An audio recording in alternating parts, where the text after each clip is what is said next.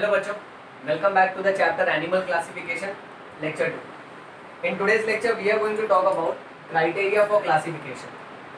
Criteria means condition. कि on what condition animals are classified. जैसे classroom में समझो अगर 50 बच्चे हैं, मुझे इन बच्चों को क्लासीफाई करना है, तो मैं अलग अलग कंडीशन के बेसिस पे उनको क्लासीफाई कर सकता हूँ. जैसे जो बच्चे 75% और उससे ज़्यादा लाए हैं वो, और जो बिलो 75% वाले हैं, then I can classify as boys and girls. I can classify as students wearing specs, students not wearing specs. So मैं अलग अलग क्राइटेरिया कंसिडर कर रहा हूँ. पहला क्राइटेरिया क्या था? मार्क्स. मार्क्स के हिसाब से 75% एंड अबव एंड बिलो 75%. दूसरा क्राइटेरिया क्या है? Gender, that is boys and girls. तीसरा criteria was specs, people wearing specs, people not wearing specs. उसी तरह से बच्चों जानवरों को अलग अलग कैटेगरीज में क्लासिफाई किया गया है depending upon different condition. The first condition is grades of organisation.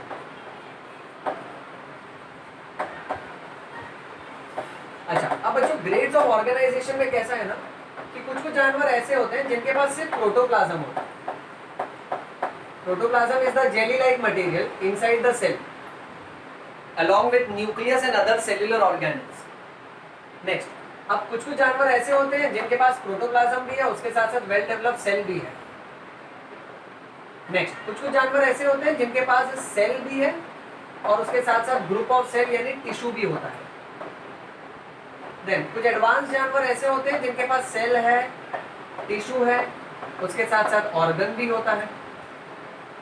और फिर सबसे एडवांस जानवर वो होते हैं जिनके पास सेल, टिश्यू, ऑर्गन और उसके साथ साथ ऑर्गन सिस्टम भी है. जैसे हमारे बॉडी में अलग अलग ऑर्गन सिस्टम है, excretory system, digestive system, respiratory system. ये सारे सिस्टम ऑर्गन्स के बने होते हैं. ऑर्गन्स टिश्यूज के बने होते हैं, टिश्यूज सेल के बने होते हैं और सेल के अंदर protoplasm.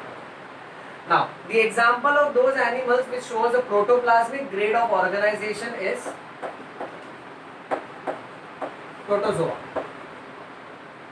Next, the example of animals which shows cellular grades of organization is phylum Porifera.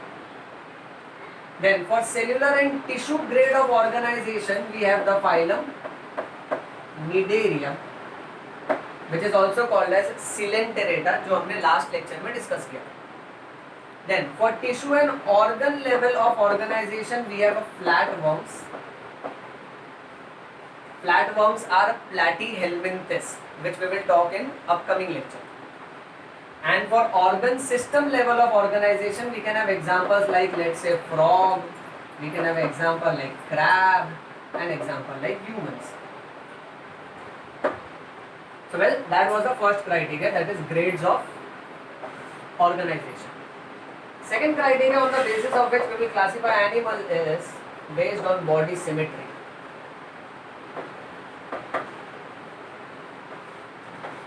अच्छा बेटा, symmetry means the ability to divide the body into two equal halves.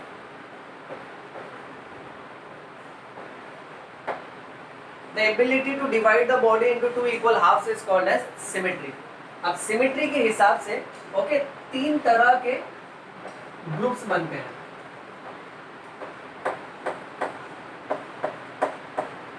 Number one is asymmetrical animals. Asymmetrical animals कैसे होते हैं? इनके body का shape एकदम irregular होता है. जैसे suppose for example we have amoeba. Second example is paramecium. Third example sponges. So यहां कैसे है ना, इनका बॉडी लेट से अमीबा. अब अमीबा को मैं कैसे भी कट करने की कोशिश करूं, उसके बॉडी को मैं दो इक्वल हाफ में कट नहीं कर सकता. Okay, so that's the example for asymmetrical animals.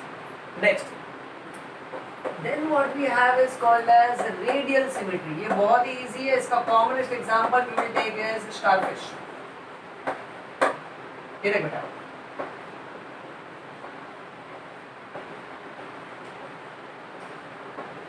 अब स्टारफिश को अगर मैं अलोंग द रेडियस काटूं, ये देखिए उसका सेंटर, अगर इसको ऐसे काट दिया हम लोग ने तो 2 इक्वल हाफ मिल जाएगा. So if I am cutting it along this direction, I am getting 2 equal half. तो समझो अगर मैंने इसको यहाँ से काटना चालू किया along the center, so again I'll get 2 equal half. इस तरफ से अगर काटना चालू किया, we'll get 2 equal half. So starfish को along 5 different axes अगर कट करें along the radius, we'll get 2 equal half. That is what is called as radial symmetry. Then third what we have is bilateral symmetry. Bilateral symmetry में we can divide the body into 2 equal halves only through one imaginary line passing through the center. जैसे human body, okay? Human body standing like this. If we cut the human body through an imaginary axis passing through the center, I will get 2 equal half. अब इसी body को अगर मैं दूसरे direction में समझो ऐसे क्रॉस कट कर रहा हूँ, तो मेरे को 2 पार्ट्स मिलेंगे पर 2 इक्वल पार्ट्स नहीं मिलेंगे. So इस तरह की symmetry where you get 2 equal parts only through one direction cutting is called as bilateral symmetry. Commonest example is humans. You can take other example as birds. You can take other example as frogs and other insects. Okay? So इतना याद रखो बच्चों. Moving on next. So that was second criteria. Third criteria. Third criteria is based on germ layers. germ का मतलब होता है germinal.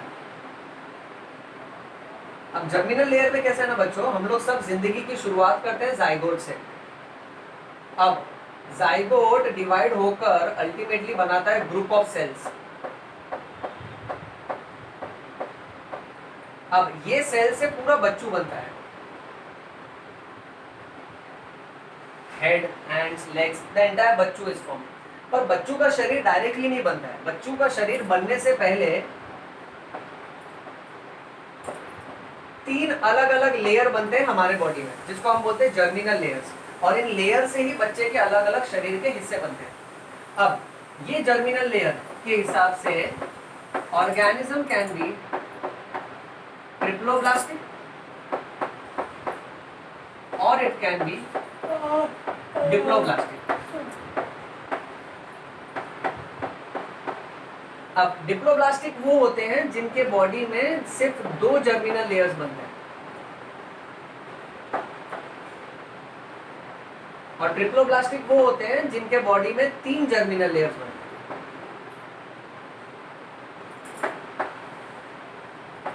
देखो बच्चों, ट्रिप्लो में ट्राई मीन्स 3 एंड डिप्लो में डाई मीन्स 2. अच्छा, अब वो 3 जर्मिनल लेयर्स कौन से हैं?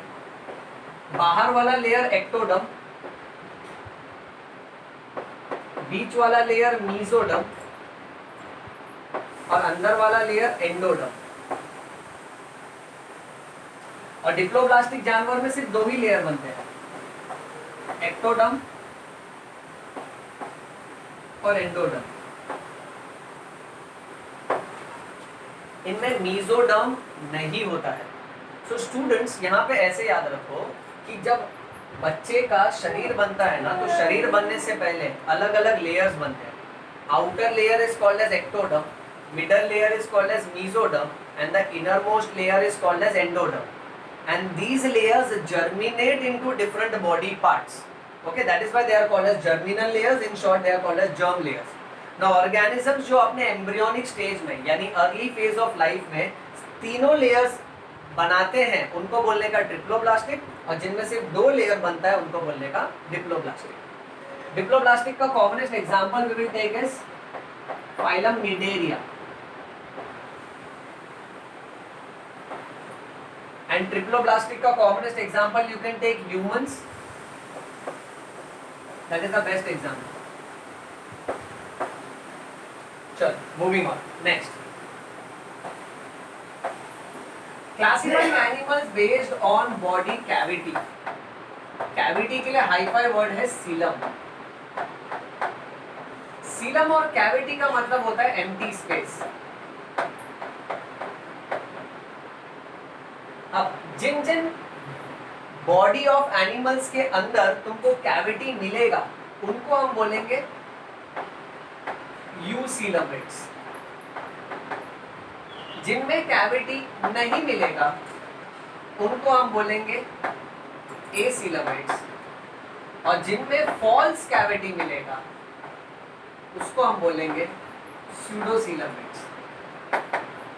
अब देखो हमारे बॉडी के अंदर कैसे अलग अलग कैविटी है, जैसे पेट के अंदर एब्डोमिनल कैविटी है जहाँ पर सारे डाइजेस्टिव ऑर्गन्स हैं, चेस्ट के अंदर थोरैसिक कैविटी है जहाँ पर सारे रेस्पिरेटरी और ब्रीदिंग ऑर्गन्स हैं। Similarly, my dear students, remember that animals who shows the presence of these variety of cavities, they are falling in category of eucoelomates. जिनके पास कैविटी नहीं है, that is acoelomates. A means absence and coelom means cavity. और जिनके पास false cavity है, that is called as pseudocoelomates, where pseudo refers to false. Now, eucoelomates you will find in Annelida onwards. Okay, pseudocoelomates commonest example is Escalminthus.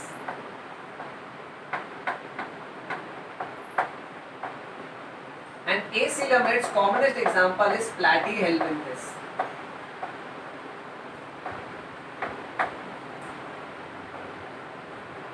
Moving on, next.